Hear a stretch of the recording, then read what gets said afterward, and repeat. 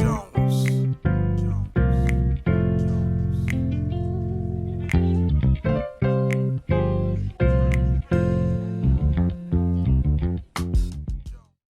à tous, c'est une joie pour moi de vous retrouver dans un nouvel épisode de Sa parole et moi. On va prendre le temps de pouvoir méditer quelques instants sur la parole de Dieu, ce qu'elle peut faire dans notre vie, mais surtout comment est-ce qu'elle peut nous conduire vers de nouveaux horizons dans notre chemin avec Dieu.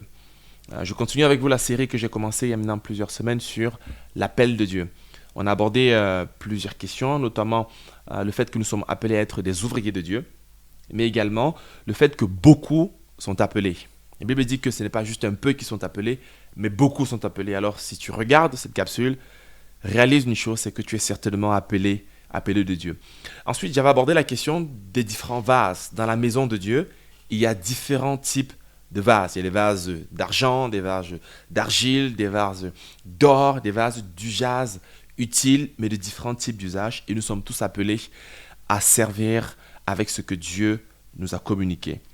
Aujourd'hui, j'aborde avec vous une autre thématique, j'ai intitulé « Par où commencer ?»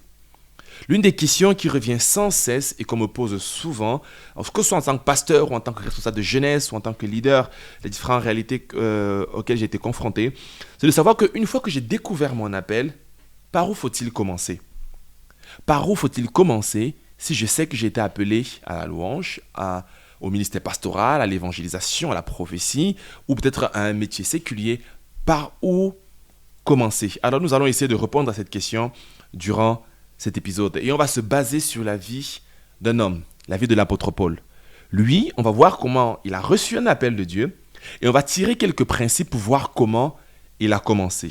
Alors lisez avec moi Actes chapitre 9 du verset 17 au verset 22. Actes chapitre 9 du verset 17 au verset 22. Il est écrit « Ananias partit donc et arrivé dans la maison, il imposa les mains à Saül et lui dit, à Saul plutôt, et lui dit, « Saul, mon frère, le Seigneur Jésus qui t'est apparu sur le chemin par lequel tu venais, m'a envoyé pour que la vue te soit rendue et que tu sois rempli du Saint-Esprit. » Au même instant, ce fut comme si des écailles tombaient des yeux de Saul et il vit de nouveau. Alors, il se leva et fut baptisé, puis il mangea et reprit des forces. Saul passa quelques jours parmi les disciples de Damas et dans les synagogues. Il se mit tout de suite à proclamer que Jésus est le Fils de Dieu. Ses auditeurs n'en revenaient pas. Tous disaient, « Voyons, n'est-ce pas lui qui s'acharnait à Jérusalem contre ceux qui, dans leurs prières, invoquent ce nom-là ? N'est-il pas venu ici exprès pour les arrêter et les ramener au chef des prêtres ? » Mais Saul s'affermissait de jour en jour dans la foi et les Juifs qui habitaient à Damas ne savaient plus que dire car il leur démontrait que Jésus est le Messie. Amen. Nous voyons dans ce texte l'apôtre Paul à ses tout débuts.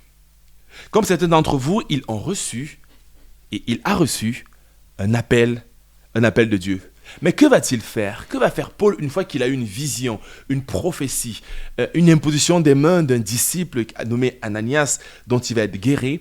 Première chose que Paul va faire, il va se faire baptiser. Il est dit, après qu'il ait reçu l'imposition des mains, il va se faire baptiser. Il va obéir au Seigneur, aux principes élémentaires que l'Église avait mis en place. Il va obéir et il va avoir une communion avec Dieu. Mes amis, par où commencer ? La première chose, faites-vous baptiser comme l'apôtre Paul. En d'autres mots, commencez votre communion réelle et simple avec Dieu. Jésus a dit, ceux qui ont cru et qui seront sauvés, et qui seront baptisés, seront sauvés. Donc notre premier défi, c'est d'abord de savoir, est-ce qu'on est baptisé ? Si on est baptisé, vient également la notion de communion. Donc il s'agit donc d'un appel à se faire baptiser et à pratiquer les simples rites ou les simples sacrements. Participer à l'église, prier, communion avec les frères et les sœurs.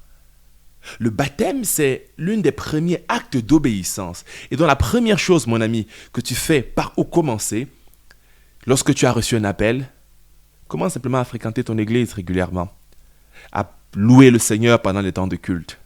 à recevoir Jésus dans ton cœur, à te faire baptiser et à t'engager dans ton église juste simplement, à juste faire partie de ton église locale. Que ton appel ne te précipite pas hors de l'église, mais qu'au contraire, elle t'établisse dans ton église. Première chose que Paul a fait, et la première chose par laquelle il faut commencer, c'est faire baptiser, donc il est resté en communion avec l'église. Deuxième chose, il est dit, il va passer du temps avec les disciples. Et le texte va dire qu'il va passer du temps avec les disciples, il va rentrer, il va manger, il va prendre des forces. La deuxième chose que l'apôtre Paul va faire, c'est qu'il va, après s'être baptisé, donc après être né de nouveau, après avoir expérimenté les simples choses qu'on demandait de faire à l'église, il va passer du temps avec les disciples et il va grandir spirituellement. Quand tu as reçu ton appel, communie avec tes frères dans l'église, baptise-toi, avance dans les chemins simples avec Dieu. Et deuxième chose, passe du temps avec les frères et sœurs, avec les autres disciples que tu fréquentes. En quelque sorte, il va fréquenter son église locale, il va participer au groupe de maison, il va participer au groupe de jeunes s'il est jeune, il va participer au groupe de femmes si elle était une femme, au groupe des hommes si c'était un homme. En gros, il va juste passer du temps avec ses disciples. Et donc, en faisant cela, il va commencer à vivre son appel sans s'en rendre compte. Le problème, c'est que lorsque certains reçoivent certains appels, ils cherchent une plateforme au lieu de chercher des frères et sœurs avec qui vivre la foi. La deuxième chose qu'il faut faire, mon ami, c'est surtout de ne pas chercher, vu que j'ai reçu un appel prophétique, vu que j'ai reçu un appel être évangéliste, j'attends que tout le monde me donne la plateforme pour pouvoir exprimer ce que Dieu a mis dans mon cœur. Non, ça ne marche pas comme ça. Passe du temps avec les frères et sœurs, parce que c'est dans ce contexte-là que ton appel va commencer à se manifester et que les fruits vont commencer à être évidents. Troisième chose que l'apôtre Paul va faire, il va témoigner que Christ est le Fils de Dieu, que Jésus est réellement le Fils de Dieu. Il va le faire dans les synagogues. Il va aller là où il avait l'habitude d'aller. Il va aller dans son domaine, dans son territoire, dans sa zone d'influence. Il va aller là où il était et il va commencer à proclamer que Christ est le Fils de Dieu. Ça veut dire que la première chose qu'il va commencer à faire, la troisième chose qu'il va commencer à faire, il va commencer à libérer et à manifester ses dons et ses talents là où il est. Dans les synagogues, il va prêcher l'évangile. Partout, il va témoigner aux pauvres. Les gens vont dire, mais n'était-ce pas cet homme qui voulait justement nous faire mourir et nous éloigner de Dieu? Ce que Paul va faire, c'est que là où il est, il va témoigner. Si par exemple Dieu t'appelle à être un évangéliste, mon ami, n'attends pas d'avoir une grande salle pour pouvoir prêcher l'évangile à 300, 500 personnes. N'attends pas d'avoir le stade de France rempli pour que tu prêches l'évangile comme Billy Graham. Là où tu es, commence à témoigner l'évangile. Conduis une ou deux personnes à Christ. Témoigne l'évangile dans ton collège, dans ton lycée, dans ton université, dans ton travail, dans ton voisinage, dans ton entourage, dans ton groupe de maison. Sois juste un témoin de ce que Dieu a mis dans ton cœur. Si par exemple tu es appelé au ministère prophétique, alors commence simplement à prier pour recevoir des paroles pour ta famille, pour tes proches. Parce que la prophétie parle de la part de Dieu. Alors commence à recevoir une parole pour tes enfants, pour tes amis, et sans forcément leur donner cela comme étant la parole absolue de Dieu. Commence simplement à exercer, demande au Seigneur de te parler, de te dire des choses, et cela va se manifester naturellement dans ton groupe de jeunes. Va voir le responsable, va voir ton groupe de maison, tu dis, écoute, j'ai une parole, je vous la soumets, dites-moi ce que vous en pensez. Et lorsque tu vas commencer à l'exercer ainsi, soit cela va être confirmé, soit cela va être corrigé, ou cela ne sera peut-être pas vrai. Si peut-être tu es appelé au ministère pastoral, ou un autre ministère d'enseignant, la première chose c'est, commence à prendre soin des gens que Dieu te donne. Commence à prendre soin du petit que Dieu te donne et des petites responsabilités que Dieu te donne. N'attends pas que tout te tombe. Ne cherchons pas de plateforme. Comme l'apôtre Paul, là où nous sommes, commence par pratiquer ton don. Commence à prier pour les uns. Commence à porter une parole que Dieu t'a dit. Vous l'aurez compris, il suffit de commencer là où tu es et de pratiquer ce que Dieu a mis dans ton cœur. Et les signes seront évidents pour les uns et les autres. Parce qu'ils vont voir le témoignage. Car ce que les gens ne peuvent pas affirmer sur ta vie ou sur ma vie, c'est forcément la révélation que j'ai eue de Dieu. Si je viens de te dire que Christ m'a donné telle révélation, c'est difficile pour toi de pouvoir dire c'est une vraie révélation ou pas. Par contre, ce que Dieu nous donne de faire, c'est de voir les fruits qui sont évidents. Alors une fois que le don va commencer à se manifester, on va dire « Waouh !» On voit un fruit extraordinaire. Certainement, Dieu t'appelle à faire ceci. Certainement, Dieu t'appelle à faire cela. Et lorsque tu vas agir ainsi, les dons seront évidents. Quatrième chose. La première chose, c'est il s'est fait baptiser. Il a juste pratiqué l'église. Deuxième chose, c'est qu'il est resté avec des disciples. C'est très important. Il a passé du temps avec les frères et sœurs. Et dans ce temps-là, Dieu a créé des occasions pour manifester son don. Troisième chose, il a juste commencé à manifester le don, à partager ce que Dieu a mis dans son cœur, dans le petit domaine où il était.